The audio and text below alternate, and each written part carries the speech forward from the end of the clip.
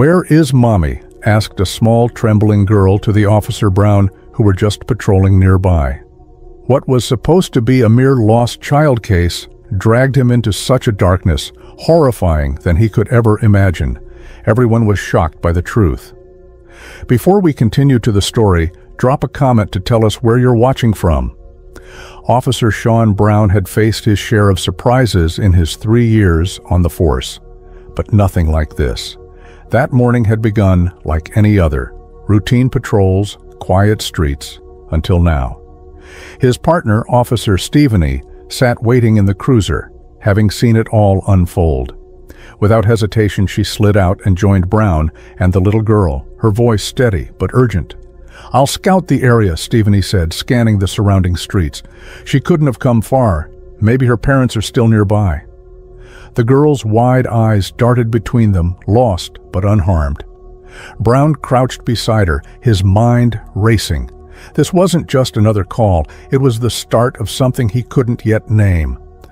Officer Brown didn't leave the girl's side. There was a quiet trust in the way she clung to his hand, and he wasn't about to let her down. Gently, he guided her to the patrol car and settled into the back seat with her, his voice low and reassuring as he asked her name, again, only to be met with the same uncertain silence.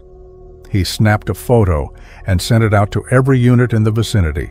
Within minutes, officers fanned out across nearby neighborhood, knocking on doors, stopping pedestrians, flashing the image on their phones. "Have you seen this girl?" But with each shake of a head, each blank stare, Brown's grip on the situation felt more tenuous.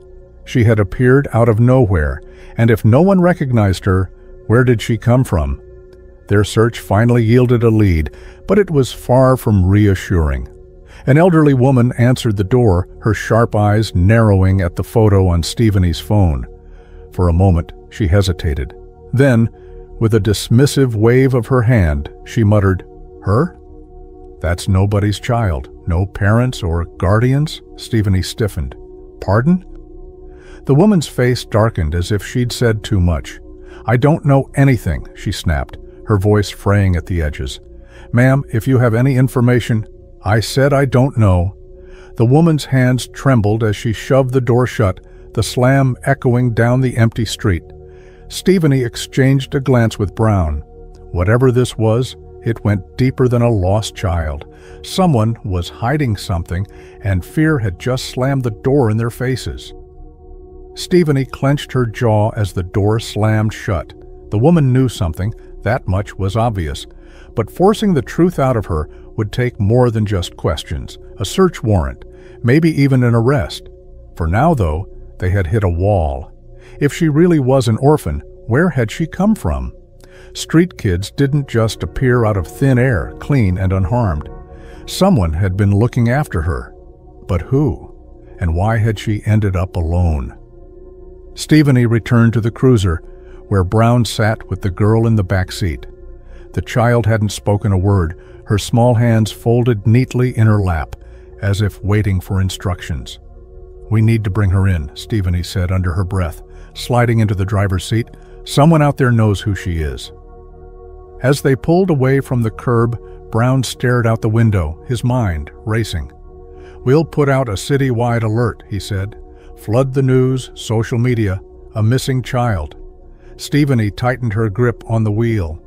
"And if no one comes forward?" The unspoken answer hung between them: foster care, a system already stretched thin. The girl remained silent, her dark eyes fixed on the passing streets, as if she already knew the truth they were scrambling to uncover. Back at the station, Brown and Stephanie worked fast. Within the hour, the girl's photo flashed across news broadcasts, police bulletins, and social media.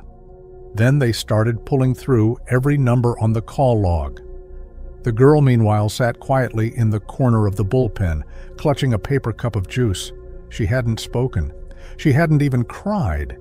The anonymous tip led them to Crestwood Heights of very high-profile lives. Brown studied the grand houses, their windows dark despite the daylight. Behind one of those doors, someone was lying. but proving it would mean dismantling a fortress of wealth and silence, brick by brick. They flipped every stone in order to find any form of information. Stephanie exhaled sharply, tossing her pen onto the growing mountain of dead ends. It's like she materialized out of thin air. Brown rubbed at the tension gathering between his brows. The absence of evidence wasn't just frustrating, it was unnatural. Some things remained unsettling for the officers regarding the wealthy neighborhood. Maybe it was a gut feeling, so they decided to patrol through the wealthy neighborhood for one last time. The girls silent in the back seat until they rounded the curve of Willow Ridge Drive.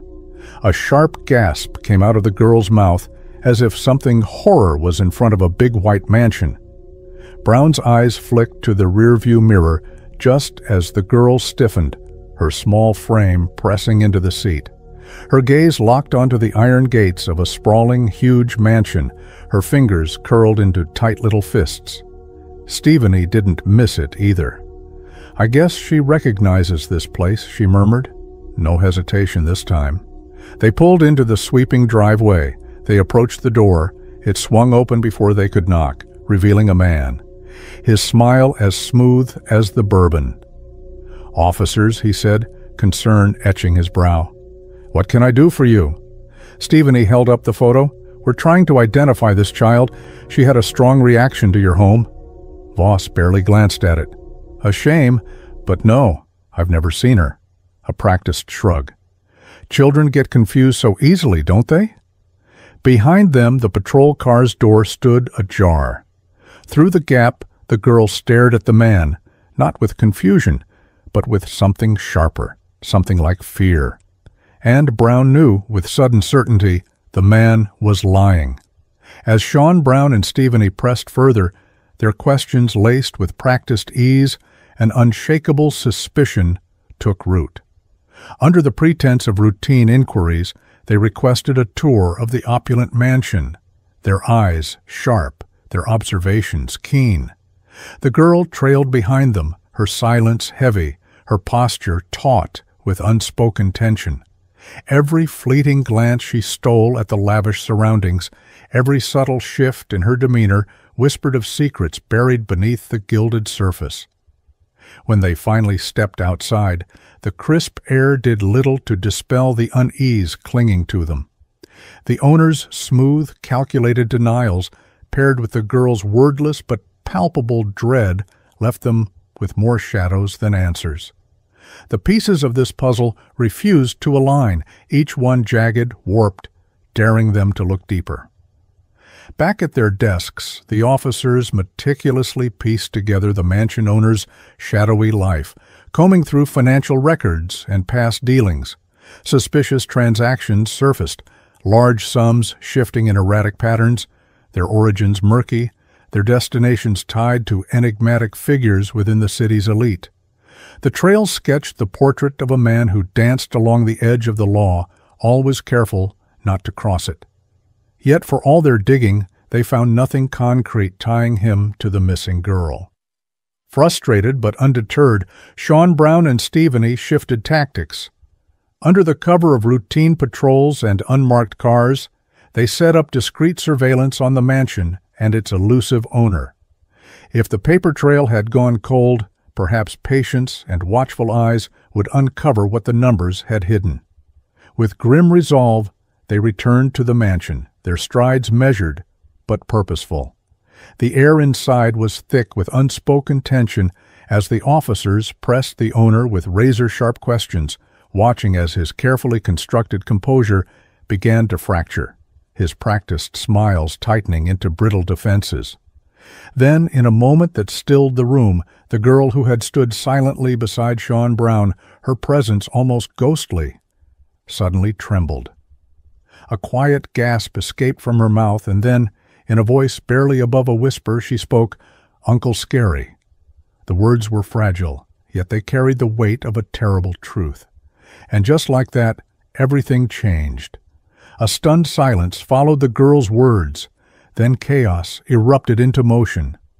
The mansion owner's polished arrogance shattered as Sean and Stephanie seized him, his protests ringing hollow against the weight of her quiet accusation.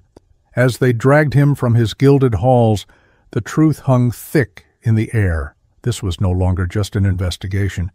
It was an excavation of something evil. Within the hour, floodlights carved through the estate's corners, walls as a swarm of officers descended. Sean's briefing was clipped, tense, every word laced with the unspoken dread of what they might uncover.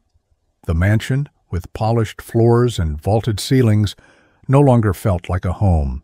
It was a crime scene, its opulence now a grotesque mask for whatever lurked in the shadows. The search led them to a wing veiled in silence, where the brush of a detective's fingers along the mahogany paneling found the unnatural seam. A hidden door gave way with a whisper, revealing a nightmare dressed in white. Beyond it the air hung thick with the scent of fear and unwashed skin. Small faces blinked in the sudden light, children huddled in cramped spaces like cattle farm. Their hollow eyes mirrored the first girls, speaking without words of stolen innocence. Sean's jaw clenched as the truth crashed over them. This wasn't just a refuge for the lost. It was a factory of suffering, oiled with color, and concealed behind the carefully constructed structure. The mansion's grandeur wasn't just a facade, it was the perfect camouflage. The evidence was inescapable. Every ledger entry, every whispered confession from the rescued children wove the same damning story. The mansion hadn't just hidden a crime, it had housed an empire of suffering, its foundations built on the backs of the exploitation and vulnerability. When the cuffs closed around the owner's wrists, they did so with the weight of a dozen stolen childhoods. The charges read like horrors: exploitation, trafficking, systematic cruelty, each word a hammer strike against the illusion of name and fame. As they led him away, the mansion stood silent behind them, its opulent halls now echoing with the ghosts of his sins. Justice, at last, had peeled back the gilded facade. As news of the case rippled through the community, it left in its wake a storm of shock, outrage, and heartache, but also an outpouring of compassion. With the children now out of harm's way, the most urgent task became securing them the warmth and safety of loving homes. Child welfare agencies, buoyed by the community's support, worked tirelessly to place each child in the care of foster or adoptive families, where healing could begin. What had started as an ordinary patrol had unraveled into something far darker, a hidden world of cruelty exposed only by the unwavering resolve of those who stand as guardians of the innocent. And though the shadows they faced were deep, the light of justice and hope burned brighter still. Have you ever had a moment when your gut told you something was wrong, even though everything seemed normal? Share your stories in the comment section. Also, don't forget to hit that like button, share, and subscribe to our channel for more stories like this.